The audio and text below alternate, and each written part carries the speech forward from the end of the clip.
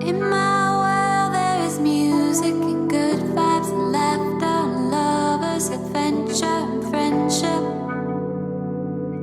We know who we are. Welcome to Be the Wellness Podcast, where we help you master your body, mind, and the experience of life through insightful conversation, interviews with experts and thought leaders, all with a side of marital banter and some good old-fashioned humor. Yes, we are your hosts, Adam and Vanessa Lambert, and we're committed to helping you live life fully expressed physically, mentally, and experientially. Sit back, grab a cup of coffee, and join the conversation.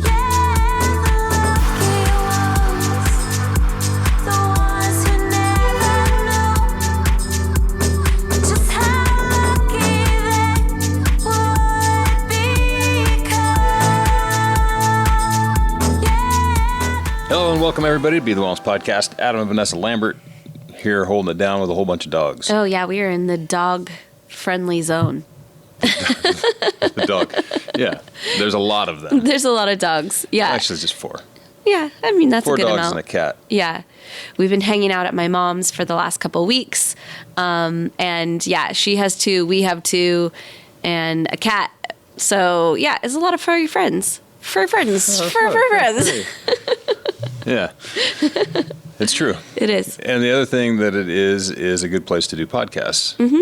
Yeah. So we've been doing that. Yeah, we've been podcasting. So we are super excited because we've got an awesome guest that's back on the podcast today. But first, little update on the retreats for 2020, which is crazy. Like that, all the retreats are laid out for 2020. They're on the books. Like everything is ready to book as of January, and I feel really impressed by us. Yeah. Well, it's only taken 6 years or something. Well, at the beginning, when we only did 1 retreat a year, we were it was easy. Yeah, it was easy. Yeah. But now we've got we're caught up. A slightly more complex situation. So I'm really stoked because we've got all of our 2020 lineup out on the books, and we're almost sold out of everything. It's crazy. It's true. Yeah. Peru's officially sold out. New Zealand still has a couple of rooms. So if you want to do New Zealand in April, get your booties to the website and sign up. Iceland only has 3 more spaces. So that's all the way in November. All the way in November. Yeah. So which is crazy. And then we still have a space in B-Fest. Obviously, that's going to take place in October. That's our larger event. So we still do have some space for that. But the smaller events, if you're looking to do either New Zealand or Iceland, the time is running out. Yeah, it's nigh. Yeah, it's nigh. Nigh. That's the thing, right? The time is nigh. It's nigh, yeah. Which is like the old way of saying now. Yeah. Oh, you know what else is cool? What? We had the article in Paleo Magazine. Yes, so cool. Yeah. So if you guys haven't seen that yet, if you pick up the latest copy of Paleo Magazine, there's a full 3-page feature on us. Yeah. It's cool. Written by our friend Ashley Van Houten over at Paleo Magazine Radio. And, honestly, it's actually a really sweet article. It really was very touching to read it because it's kind of like, having someone come and experience it. And then obviously she's such an eloquent writer, and being able to just feel and hear the experience through her words. It really was beautiful to experience, just almost see it through fresh eyes again. Mm-hmm. And it was really special to see that article come out. And so we really recommend you guys check it out. It was really sweet. Yeah, it's a good one. Yeah. And next up, let's talk about our awesome guest, Elle Russ. Yeah. Elle is back on the podcast. She's back. Yep. Yeah, this is second time? I can't remember if it's 2 or 3. Dude, it seems like we talked to her because she's the host of Primal Blueprint Podcast. Right. So sometimes we're on that podcast. And sometimes she's with us. Yeah. So we definitely talk. We have a lot of recorded conversations. We do. We do, yeah. But Elle is back, and she's got a brand new book called Confident as Fuck.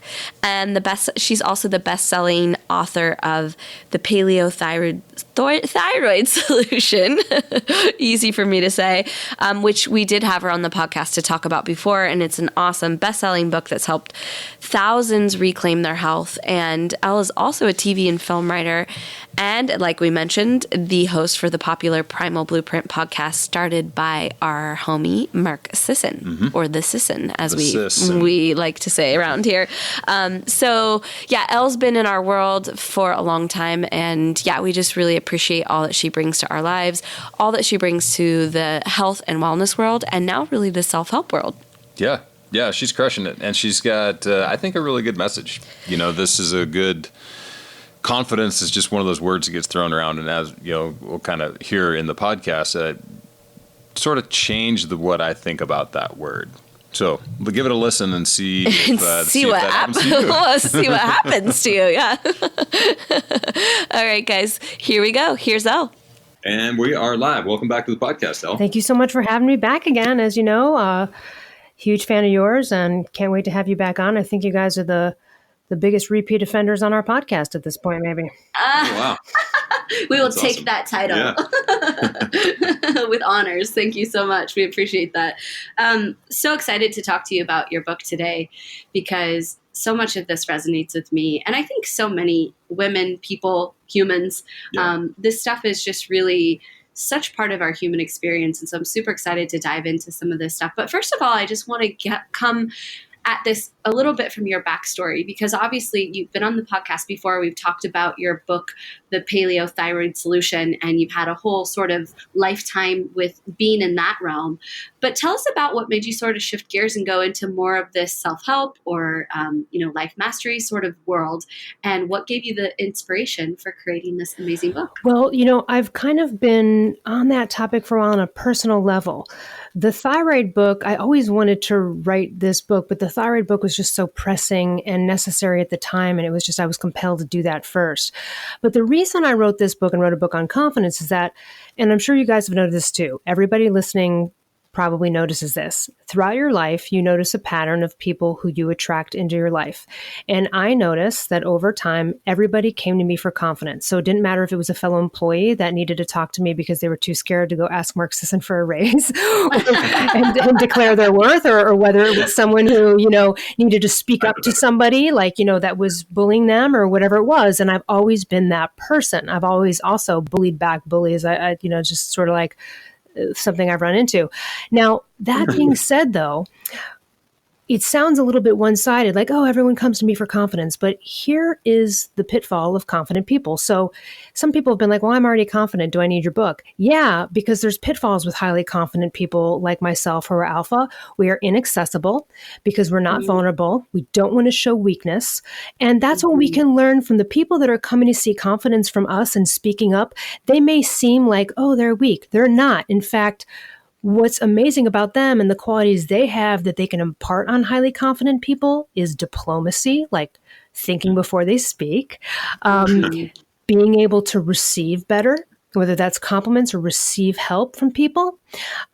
They are, again, more vulnerable and open with their emotions, and they can let other people take the reins. Now, that's not to say all confident people are type A assholes who are control freaks, but it is a theme among very confident people. Like, you know what? I'm just going to do it.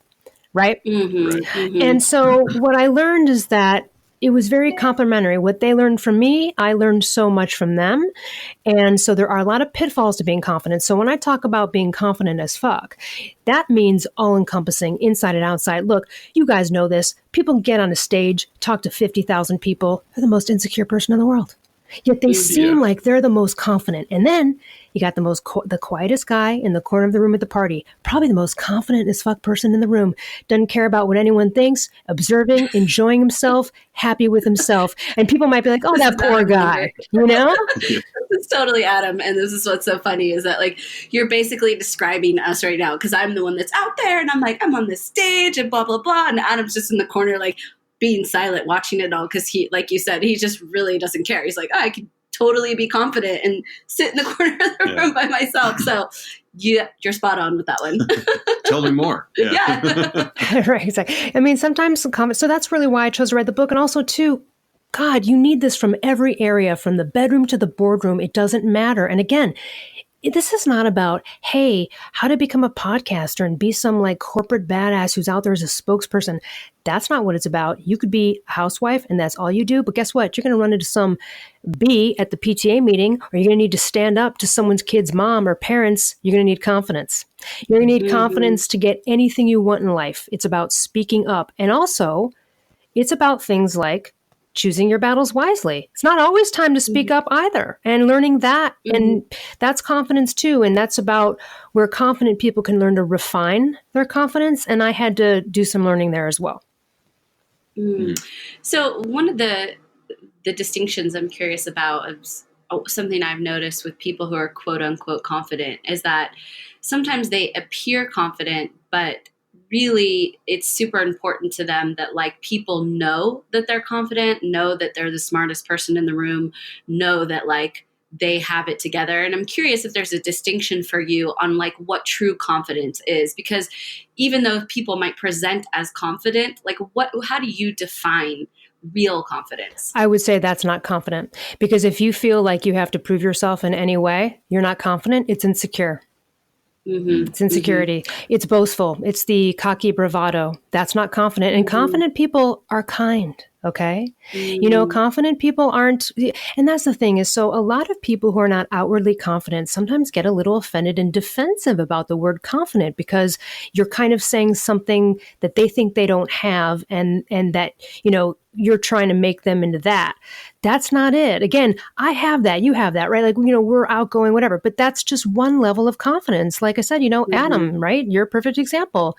You're sitting there, you're cool. You don't need to, you know, if I walk into a room, I don't need to prove myself to anybody. I don't have to give a resume of mine to anybody.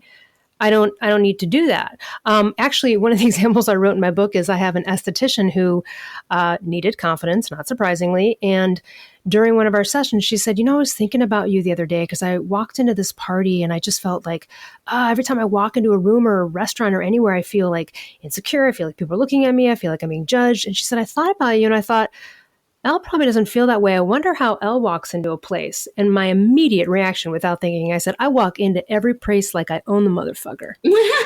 Now, that sounds really cocky at first glance. So, you know, let me unpack that. That doesn't mean I'm in there to dominate. It doesn't mean that I'm in there to have a conversation or care if anyone knows who I am or what I do. In fact, I don't even care if anyone asks a question about my life because I don't have anything to prove. I'm comfortable in myself wherever I go. That's important, whether I'm talking or not. That's what I mean, you know, because when you own a room or you're owning your own party, usually you're comfortable. It's your space.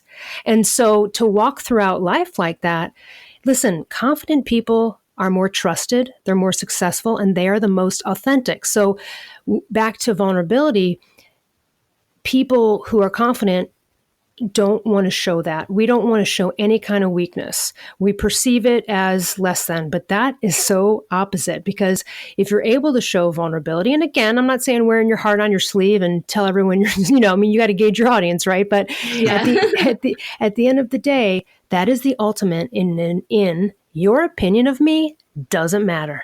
That's confident as F right there.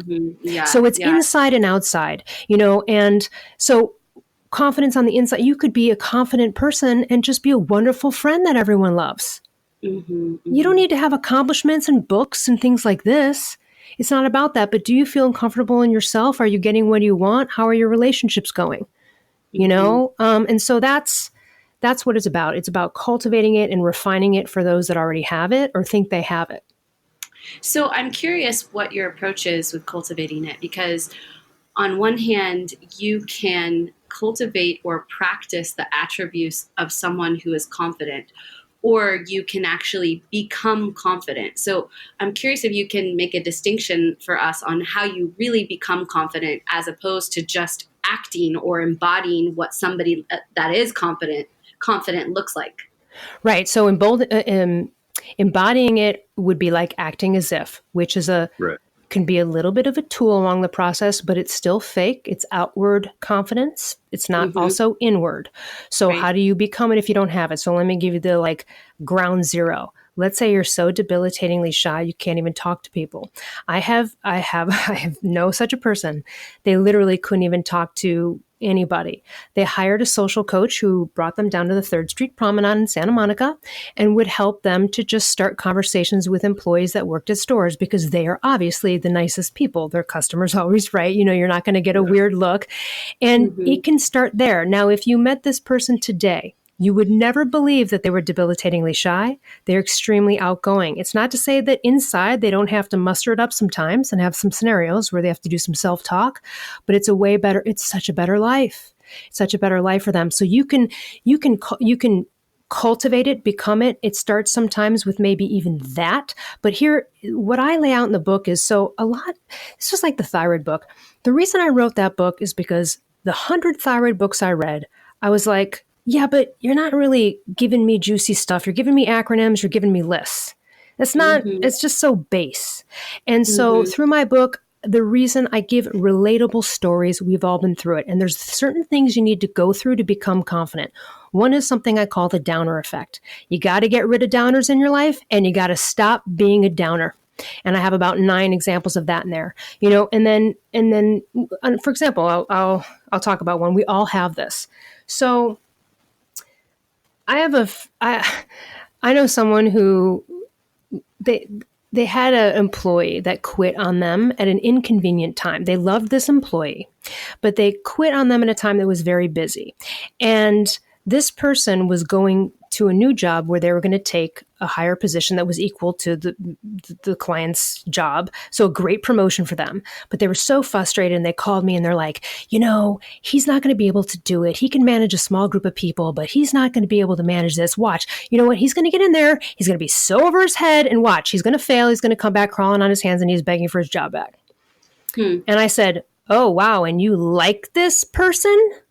Like, what a downer. What a freaking downer. And so we went through it. I said, hold on a minute. You like this guy, right? I go, no, anytime we have the thought like, yeah, good luck with that, or you'll see, you're hoping for someone's failure, stop it. End it. Enough. We all do it. We've all had the thought. We've all rolled our eyes. I've done it myself. I've been a downer. End it. Stop chumping on other people's confidence, okay? Because it's gonna come right back at you. Now, why does it matter? People will be like, oh, that's just a thought. You know what? We all know when someone has some unbelieving BS vibes towards us. You can feel it. So we unpacked it, and I said, listen, what if he gets into that job and he kills it? You know, what if he totally succeeds and like it does so great? I go, wouldn't you want that for him? I go, here's a guy you like, that you love, that you don't want to lose. And now how embarrassing. You really want this guy to be in a state where he failed so bad he has to come crawling back to you? That's pretty brutal. And she was like, oh my God, no, I don't want that. You're right. Oh my God, ego, hello. And then basically, why is that better? Because the next day when she went into work, whether voicing it or not, she had the air of encouragement in her vibe versus, yeah, good luck with that. Yeah. That vibe is felt. Absolutely. The vibe is felt. So that's a time. Now I have another example where I was a total downer. And we all have thoughts like this. Again, it's usually when you are thinking, yeah, right, good luck with that. That's when you have to check yourself because it's actually hoping a person fails. Yeah, and it's totally not cool. And you know what? If you have friends that aren't encouraging, and I talk a lot about this in the book, you got to get rid of them, or you got to stop giving your $1 million dreams to $100 people, right? It's a Steve Harvey quote. Stop telling these people your dream, your $1 million dreams. And so I was a downer. I have a friend who is 45 years old. She's never had health insurance. Now, most of us have health insurance in case of, right? In case we fall off a cliff, we don't want it to be $3 million. This is the philosophy behind getting health insurance for most people. I have such a philosophy. I've been a recipient of insurance, so I've benefited from this. And I was convincing her to try to get health insurance. I'm like, you're crazy. Something could happen. This is so stupid. And she was like, I just don't have that belief system about my health. I don't walk out of the house afraid about it. I'm not worried about it. I don't have your same belief system about insurance. And I was like, you're insane. It's not about a belief system. It's about reality. Like I was so just that person. So we get off the phone, and my first thought was, I was so just frustrated at her. I thought she was insane.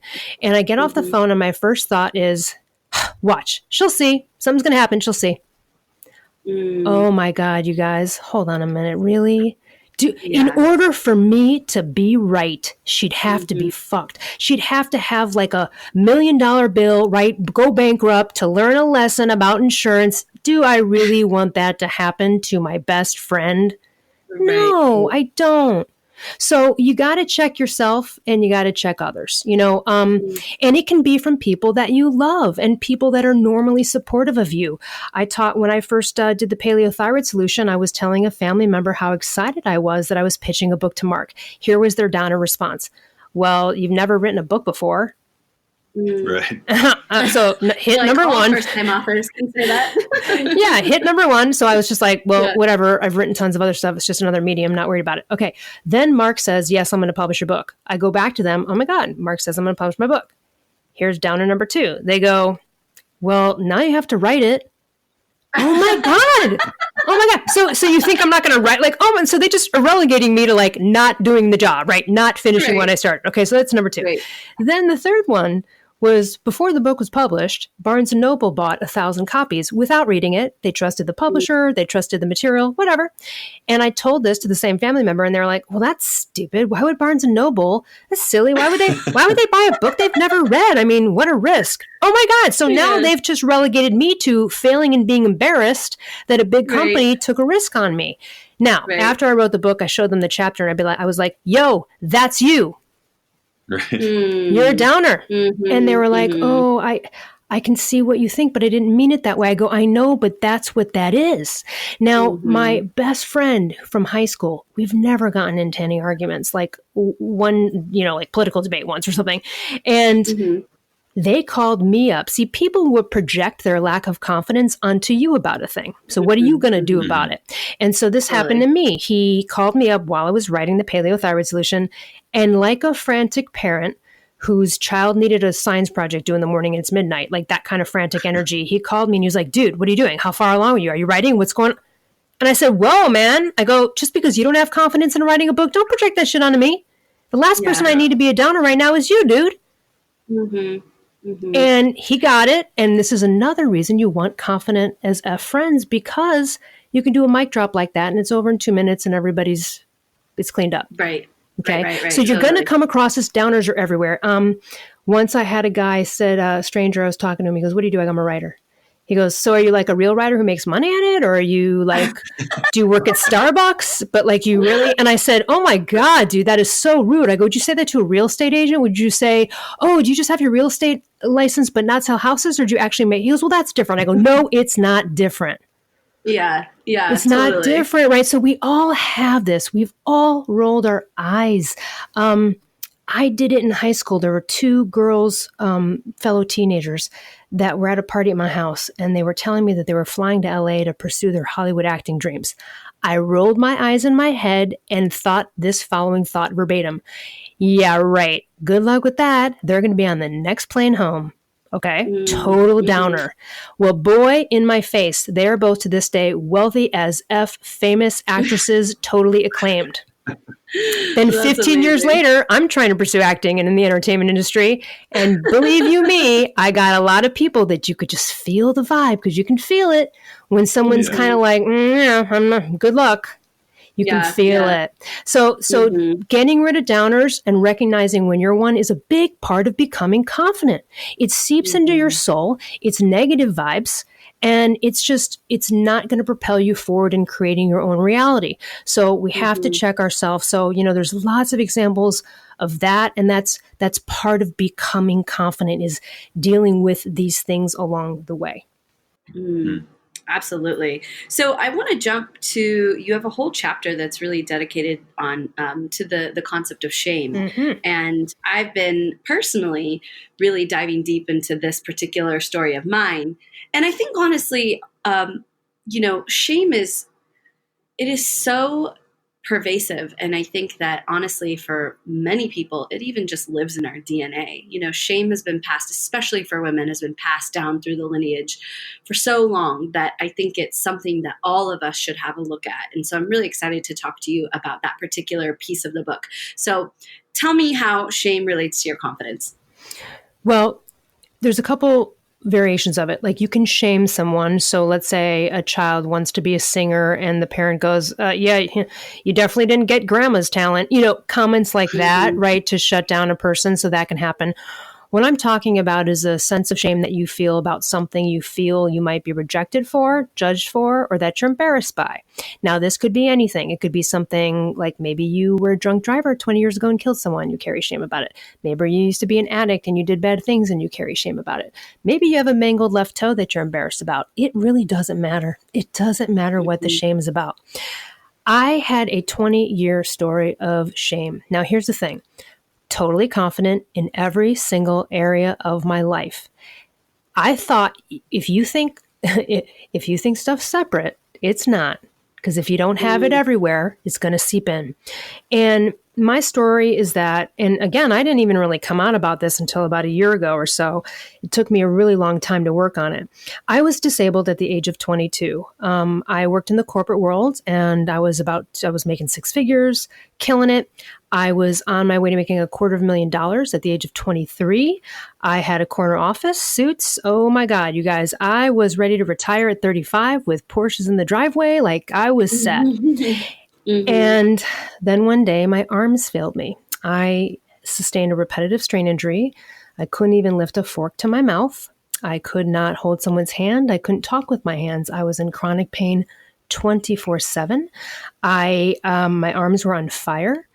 I got disabled from my job and basically at the age of 22 was left in the dust just when my career was started. And this is a hand-based world. If you can't use your hands repetitively 8 hours a day, you're in trouble. You are in trouble. Yeah. You can't work at Starbucks. You can't get a kid ready for school. You can't be a bartender. You can't even you can't work a cash register. You can't do anything. Okay. People in wheelchairs actually have more job opportunities than people who can't use their hands. So I was technically 40% disabled, rated by the state of California. And at 22, I was mortified. I'm an alpha confident chick and I was just defective, all of a sudden. Now, shame is a sense of unworthiness in some capacity. And my first thought, one of them, was, oh my God, who's going to ever want me? Who's going to ever want me? Why would a guy choose a woman who has dead arms? I don't know that I would choose a guy who's in 22, who's going to want me? I can't be a mom. I can't even get myself together in the morning. I have so much pain. My arms are going numb every night. I'm a mess. I don't even, how am I going to support myself? Now I did have a long-term disability private policy with the company. But what it came down to was like a preschool teacher's salary. And look, there's nothing wrong with being a preschool teacher and having that salary. But when you are expecting more from yourself in terms of income, it was a big shot. And $45,000 doesn't go far in California. It just doesn't.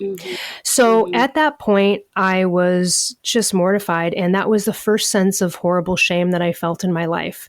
Now, I did have an alcoholic dad who is actually... So the word alcoholic is loaded. Like if you could have an alcoholic dad, you kind of would want mine. He was really fun and cool and like never angry, never nasty, but like he just was kind of a loser party guy. You know what I mean? So he was a nice guy. So I had shame about him a little bit where I was just kind of embarrassed about my dad a bit, but not like this. This was a deep sense of shame. And people were like, I don't understand what you're embarrassed about. It's not your fault. Like no one's going to care. But I had a very deep sense of shame about the word disability. And again, with romantic relationships. So this is what would happen. I have something you can't see. And when you have something you can't see, people don't understand it. And they question you and they second guess you. They might think you're a freeloader. They might think you're taking advantage of the system. So after a while, getting hit with all of this stuff, I just had the whole philosophy of, you know what? It's just better not to talk about it, right? Better not talk about it. But what it did is it put me on the outside of everybody, meaning I couldn't get close to people and wouldn't forge closer relationships because then they'll get to know me. They might ask how I make my money. And now I'm going to have to explain the whole disability story. And I don't want to go through it because that brings up all the pain of it. And it's just better to shut up and just keep it to myself. And if I'll meet a guy, if we fall in love, then maybe I'll tell him.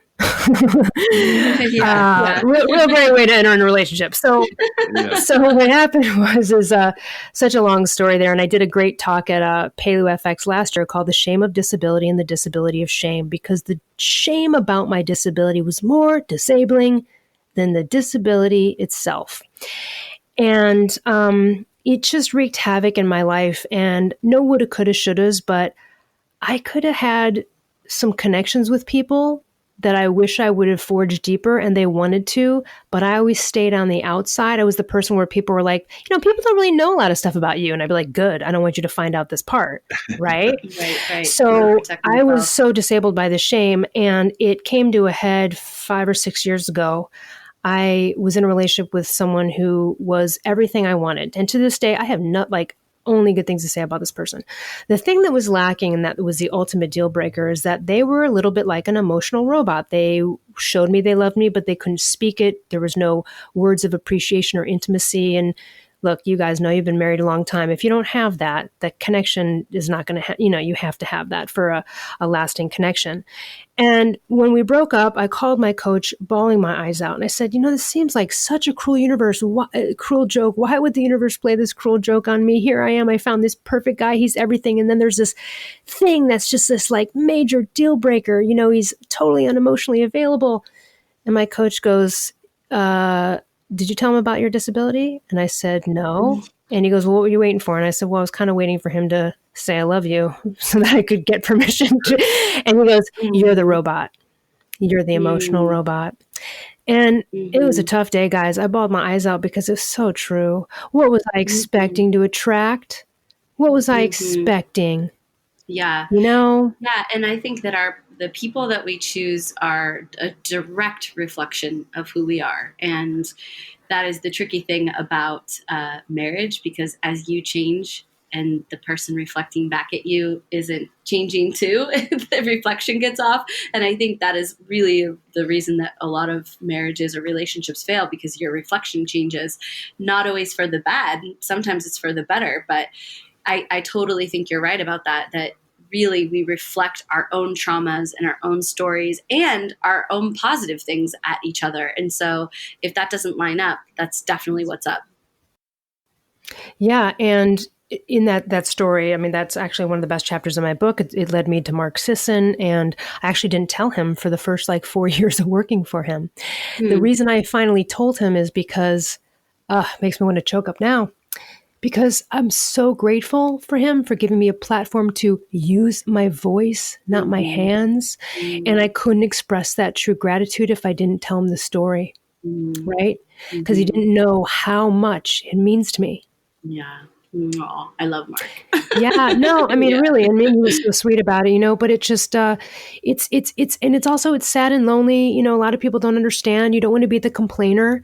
I still have the issue. Now, granted, I can play a game of ping pong with you, but not 8 hours a day, every day, right? I can enjoy myself. I swim with my arms. I am not in chronic pain anymore, but I still have it. I could never go back to a job that required 8 hours a day of using my hands. It's embarrassing to have any kind of health issue or disability. Period. End of story. I don't care what people say. It just is. So you have to deal with it. Now, it doesn't mean you have to write a chapter or do a Facebook Live, but you got to go work it out. Now I have no shame about my shame. And that's what you got to get to. It doesn't need to be, look, some things are better left unsaid. That's okay. But go talk to someone about it. Get a coach, get a therapist, work it out, become okay with it to some degree. I still have moments, but they're fleeting versus debilitating, and there's just a quick moment. And usually it's when I see someone else who's disabled. I have a lot of compassion, obviously, for people who have health issues and any kind of physical disability. What was beautiful about this is, so in that talk with my coach, I said, well, what do I do? He's like, well, you're going to have to learn to start to be more vulnerable and open. So I tested it out. There was a fellow podcaster named Karen Martell, and we're just talking one day, as friends. And she said, Elle, you do all these things. What's your main source of income? And that's the worst question I could have gotten. Right. And I was like, all right. I thought to myself, okay, I can semantically dance around this and keep this charade up, or I can just test this out and be honest. So I gave her the cliff notes of the story. And this was her response. She said, Oh my God, that's what happened to me. I got my hands disabled from being a rolfer, a body worker for 15 years. And that's why I'm a health coach and a podcaster. I got off that conversation, guys, and I cried my eyes out. If that wasn't a sign from the universe that I was going in the right direction, I don't know what the F is, right? And then a couple of weeks later, I'm interviewing a woman on the podcast. Someone said, hey, you should interview this woman, Jeslyn Moyer. She's got a great health story. I didn't know what it was. I just figured I'd find out about it on the show. So we're talking, and I had to put the mic on mute because I lost it. I was just, tears were streaming because she said, well, I had a freak accident that cut and nearly severed every tendon and nerve leading to my left hand. And after 8 hours of emergency surgery, she woke up and she couldn't feel her hand. And her first thought was, oh my God, am I ever going to feel a man put a ring on my finger? Very similar to my thought back in the day in San Francisco, who's going to want me? It's an immediate, when you have that happen to you, it's an immediate, oh my God, I'm different than the rest of the human race. I'm damaged. Now I'm disabled and instantly unworthy. It's this, it just immediately flows. So within a month of practicing being open about this and kind of coming out and getting comfortable about it, I meet two women who have hand disabilities you can't see. Come on. Right? Come on. Come on. Like, if that is not, like, what? And then after, it's just, I was like, okay, this is, then I could have just kicked myself for all the years I didn't, right? Again, no woulda, coulda, shouldas, but you go, oh, this is why I'm talking about it. Because at Paleo FX, after that disability speech, a girl came up to me. She was 26 years old and she had tears in her eyes. And she said, I didn't even know who you were. I didn't even know what the speech was about. I just saw that there was a speech coming up and I sat down and listened. She said, I was diagnosed with rheumatoid arthritis when I was 19 and you can't see it. And all my friends are healthy and happy and having fun and partying and at the time of their lives. And I'm having all these issues and no one understands. And she said, I thought I dealt with the shame, but after hearing you speak, I realized that I got to work on this. This is why I'm doing what I'm doing. This is why I'm talking about this. It will disable your confidence. Now, I was confident in every other arena. As a podcaster, as a speaker, even as a writer, I dictate a lot of my books and edit with my hands. Obviously, if people are wondering, like, how can you write?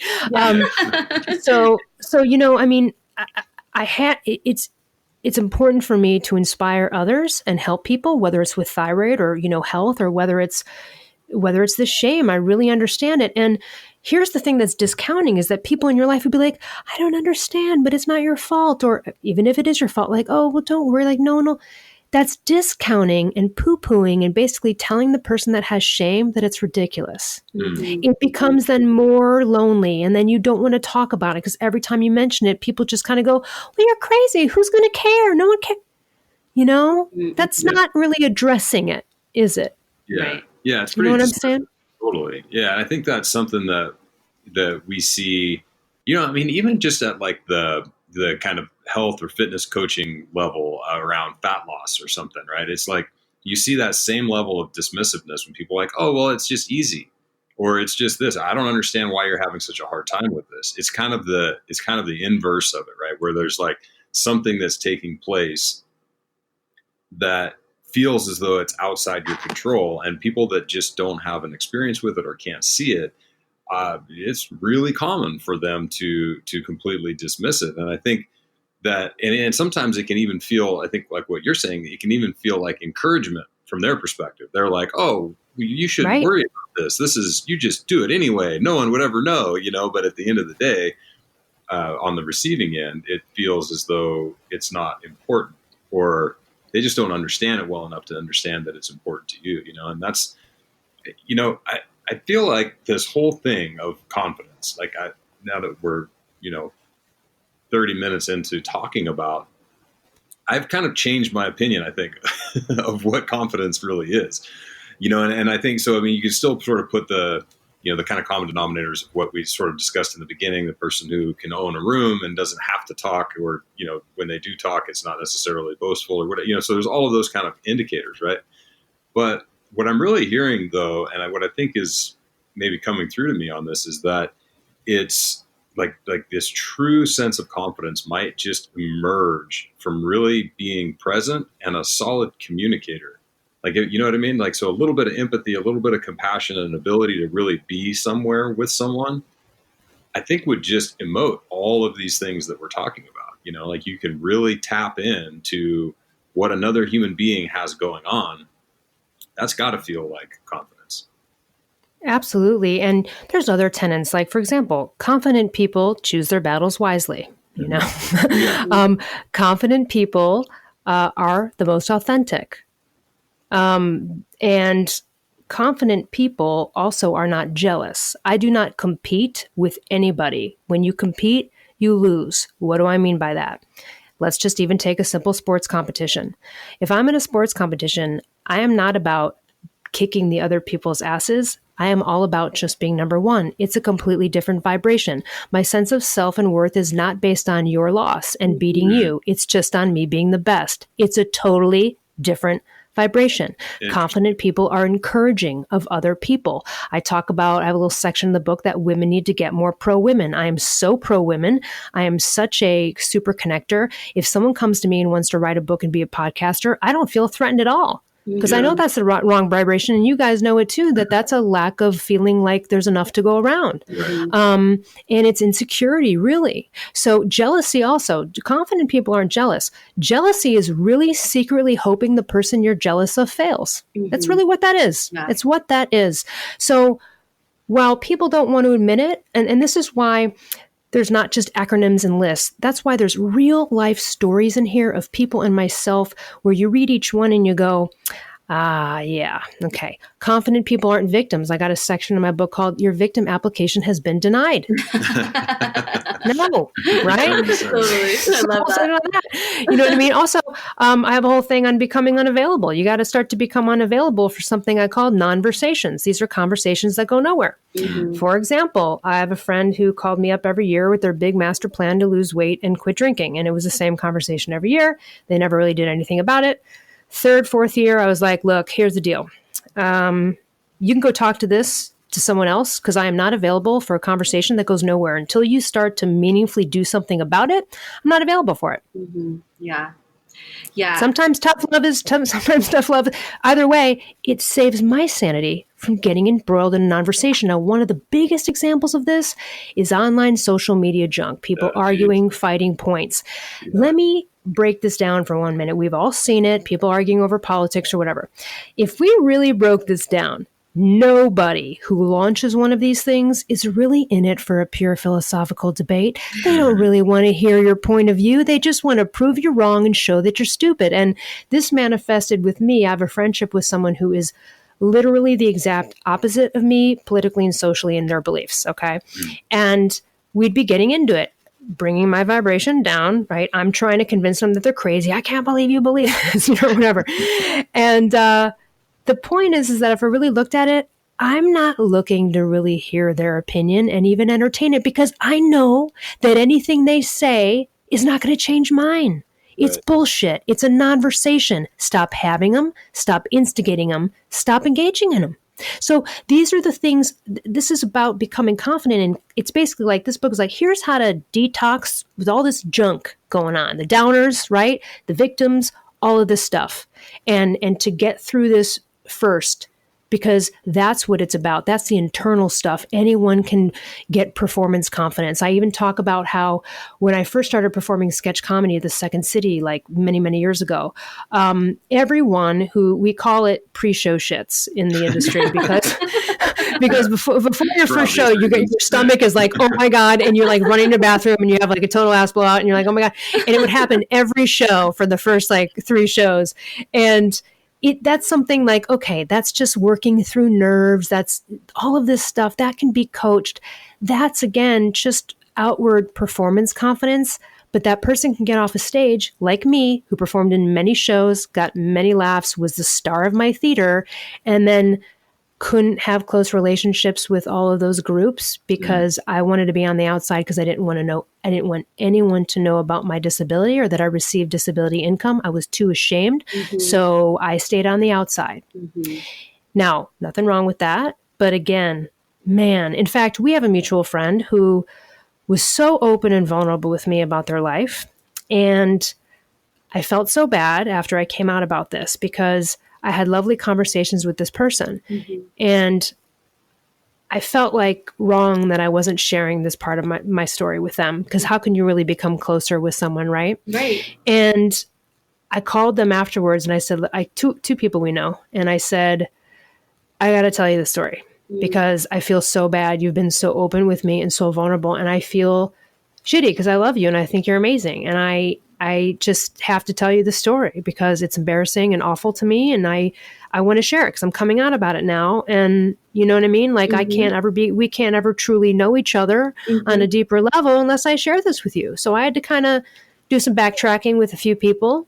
Nothing wrong with that. Lovely, right? Opens up a wonderful, intimate connection with someone. And again, it's not that you have to share it with everybody, but just for my scenario, it was something I felt important. And I just stayed on the outside. You know, I kept the core group of people that knew about the disability from the beginning, or I would tell someone and I would just be bawling, crying, because while I'm telling them the story, I'm just filled with shame and embarrassment.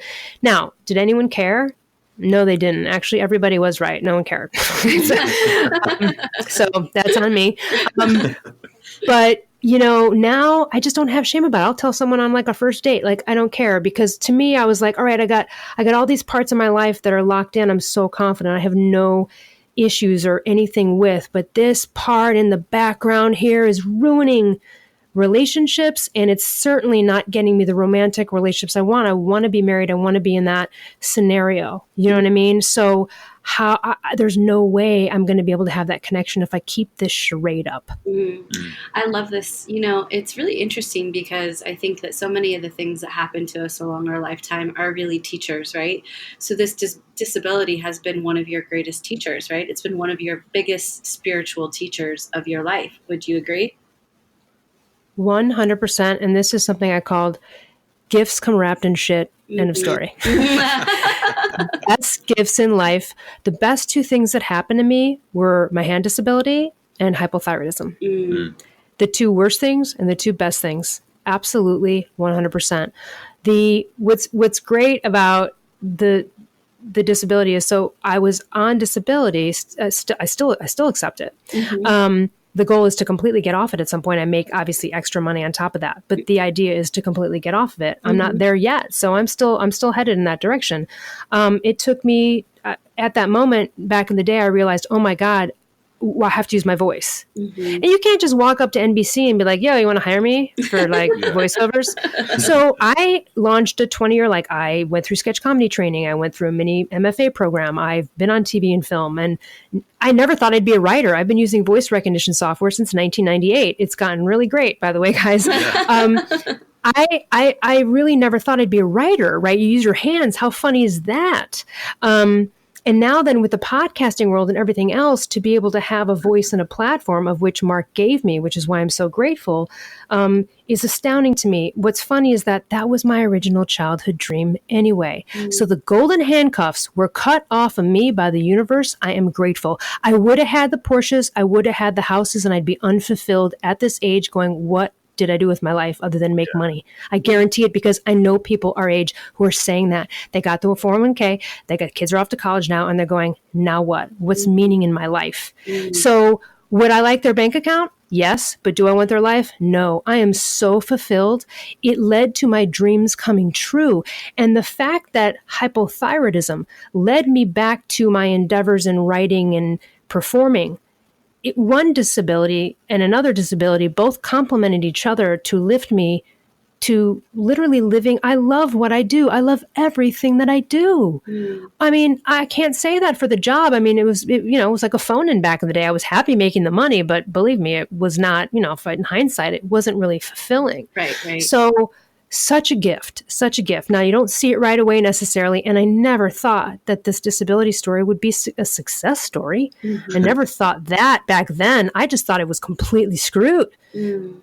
So oh, sorry. I'm sorry to interrupt you, but I'm just curious because, and this is kind of just a belief system I hold, and I'm wondering if it resonates with you.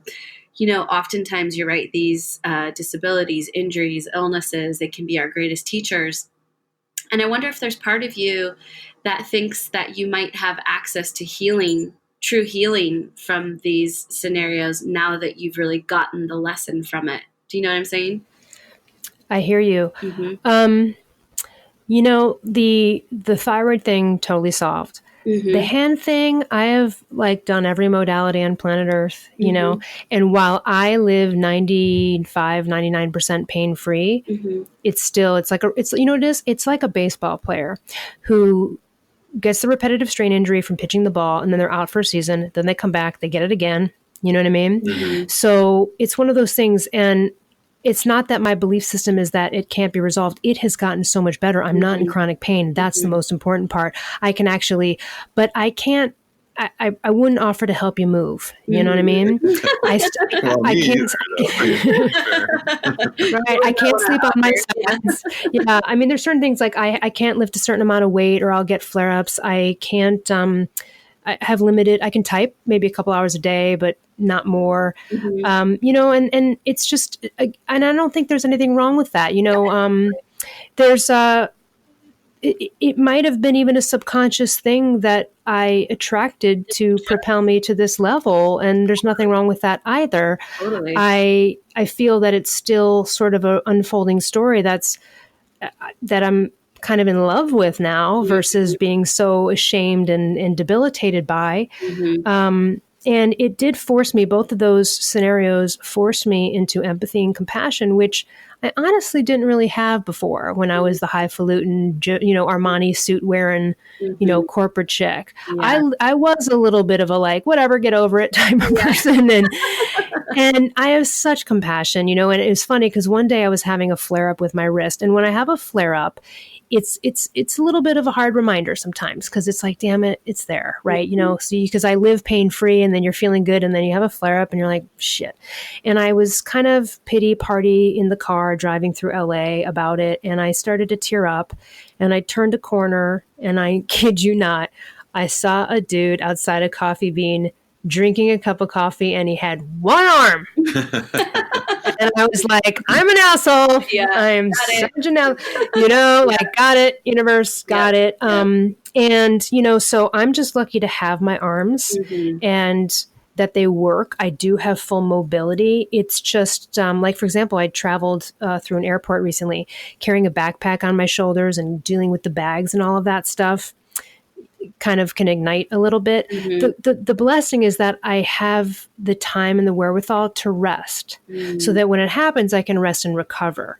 And it's also the reason it's important for me to stay mobile. I will get more flare-ups if I don't swim, if I don't work out, if I don't do the alignment moves, you know what I mean? So it really connects with health and all of the things, we all preach and talk about too.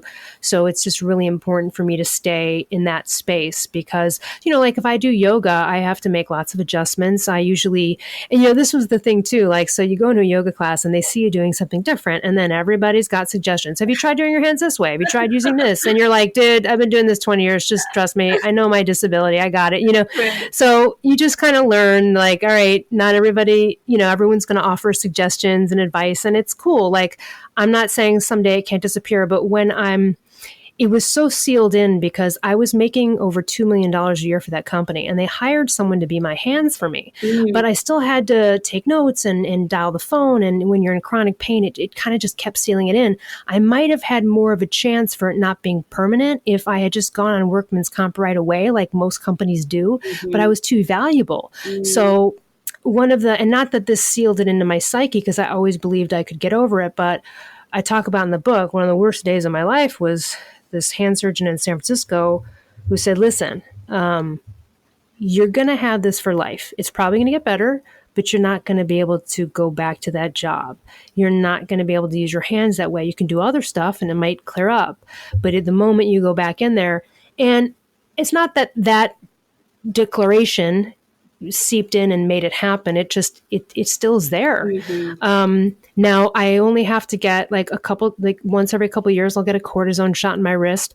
I used to have to get one in another part of my arm, which I don't anymore. So that's good. And there are just things that I just don't do. So when you have a hand injury, every movement counts. You won't see me tapping out a song on my dashboard in the car. Right. It's extra hand use. You won't see me watching TV. I can't spoon with someone for very long because I can't lay down on my sides. Mm-hmm. I can't. So if you even if you have your hand and it's resting on your chin, that's pressure on your wrist. Mm-hmm. There's lots of things when you have full use of your hands. And if you do right now and you're listening, please be grateful that you have full, because this is a hand-based world and you're so grateful. We totally overlook our hands. We need them for everything. Think about from the minute you wake up, brushing your teeth, running your hands through your hair, wiping yourself. I couldn't even wipe myself without chronic pain, you guys. It was, so now that I can, oh my God, that's great. I'm good with that. So much, yeah.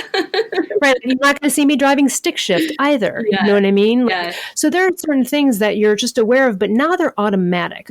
When you've had something that long, I do movements in a certain way. They're automatic where I don't really have to think about it. So if I end up resting my hand on my chin, it's like I automatically disengage. My body almost says don't, and I disengage from it.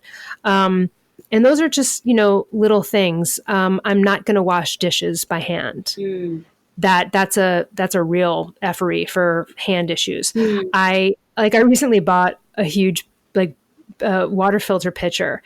And then I regretted that I bought the large size because I can't one-hand it. And I have to and I was like, I even forgot that I was like, oh, why did now I have to so, there are certain things, and it's okay. It's okay.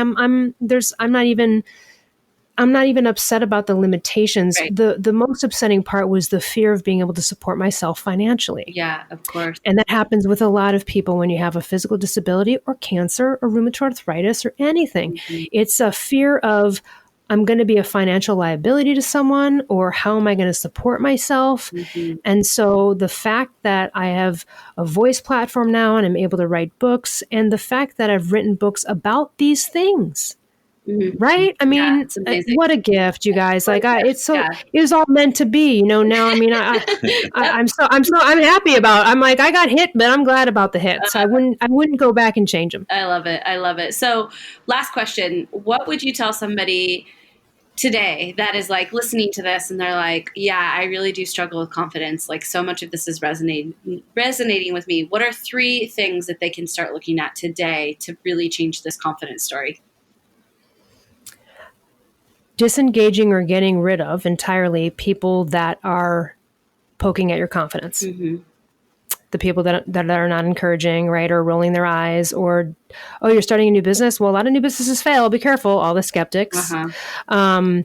I also think, too, speaking up more whenever you can, and you might need help and coaching in that, but speaking up, dealing with parental garbage. That's another big thing.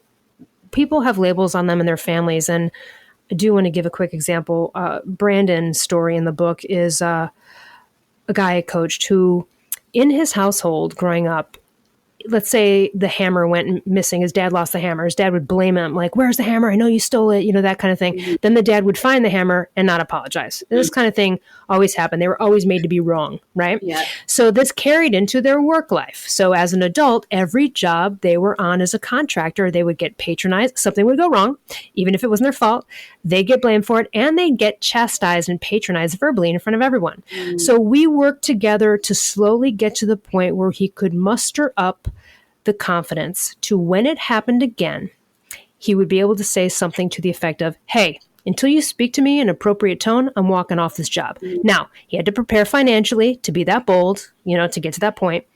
Usually when you speak up to a bully or someone that's patronizing you, they acquiesce. They do. They don't like it. They will shut down. And that's what happened. But what was important is unpacking that childhood story to say, you don't have to be wrong, Brandon. This doesn't happen to anyone else, right? It's not happening to me. Now, I'm not a better employee than you. You just have this story. So again, it's like looking at some childhood stories and themes. What keeps coming up for you? You keep getting patronized at work? All right, there's something there. Looking at themes, trying to unpack that. Is it from childhood? It's not about blaming family. It's about realizing you've carried some story that's affecting your confidence in a certain area. So it's about, this book is really encouraging people to do some self-examination so that you can get the strength to finally speak up and to get a better tribe if you need to. Do you know what I mean? Because it's not enough to say to a person, well, just speak up. right? Just say something. Right. I'm good at that. Like there's no shortage of like, I pity the fool who tries to bully me. They regret it every time. But I don't get challenged on speaking up in life because I do it all the time. Yeah. You know what I mean? So a lot of people have trouble speaking up, and it can start with a nasty comment from someone. You don't always speak up. Again, you got to choose these situations wisely, but I think it's about really looking internally and go, what are the themes in my life? Where are they coming from? What's that about? And unpacking it with a coach or doing self-examination through books and reading self-help books, etc. And my book is very encouraging too. It's also a good book to get for people if you feel like someone is a downer and kind of a victim and you don't want to tell them. I will. I do. I know someone who bought my book for everyone in their family, and I was like, ouch, they're all going to get their asses handed to them on this one. I love that. And that's great. You know what I mean? Because that's what we need. I mean, one of the biggest compliments I get is people will be like, hey, I need your opinion on this because I know you're not going to bullshit me. Oh my God, thank you. Yeah. Yes, I won't. Right. I'm glad you got that impression. That's right. I won't. And that's why, again, confident people are the most authentic. Authentic people prevail. They do. Absolutely. It's just people want to be around it. And yet on the other side, like I said earlier, confident people have pitfalls and we got to address those too. Yeah. Love it. Love it. Well, thank you so much for being here with us today. It's always a pleasure and a joy to connect with you, and we need to do it more frequently instead of every 2 years. Absolutely. And thanks so much, you guys. Yeah. Awesome. Thanks, Elle. What's the best place for folks to find you and the book and all that? Well, you can always go to Amazon and type in my name or the title. And you can also go to elleruss.com, ELLERUSS.com, and find out more about me there. And then every Monday, Primal Blueprint Podcast. Yeah, absolutely. Which we'll be back on soon. Yes. Awesome. Thanks, Elle. All right, folks. Thanks for tuning in with us. We'll see you soon. Bye. Bye. And that's all she wrote, folks. That is all she wrote for now. She might write more later, though. She is an author, after all. She's a prolific writer. That is funny. All right, guys. If you haven't had a chance to check out our latest and greatest affiliate and sponsor, check out ButcherBox. They are amazing, and we use their meats. We have been using them for over a year now, and we really do stand by their product and really love this, organic, grass-fed, pasture-raised, all of the things, all those buzzwords that you hear, that's them. Yeah, it's true. They're the ones. And this ever-evolving packaging. Yes. Which is getting better and better. Yes. More and more recyclable and better, and which is an important piece of this. It is. When you're talking about having your meat mailed to you. Yeah. Yeah. It's like in order to. Well, yeah, it's important. It is important. Absolutely. So check out what they've got going on. Again, they always have awesome specials and offers and deals. When we signed up, we got free bacon for life. Yeah. So, you can check out what their current specials are. Whenever you're listening to this, they'll probably have something super that you can take advantage of and get in where you fit in. Yeah, that's what's up. So you can check them out at the link below. Yep. As well as all the things from Elle. As well as Elle. As well as Elle. And yeah, there's the bottom line is that there's links at the bottom of the show notes, and you should check them all out. You should look. You should use your peepers. And if you have yet to leave us a 5-star review, is it 5 or 4? All of a sudden, I can't remember. But let's go with 5. I think it's 5. I'm pretty sure it's 5. Hotels are the only things that are 4. Okay. Everything else is 5. If you have yet to leave us a 5-star review, remember we are doing this awesome giveaway where if you leave us a review or you share an episode of the podcast and you screenshot it and send it to us at info@bethewellness.com, you'll qualify for our book giveaway. And the next book that we give away is the No Crumbs Left by Terry Turner. So it's a great book. Get in there, leave us a 5-star review, share the podcast, help us grow this show. We really grow the show. Hashtag grow the show. All right, I'm going to be done now. We'll see you guys next week. Bye. Bye.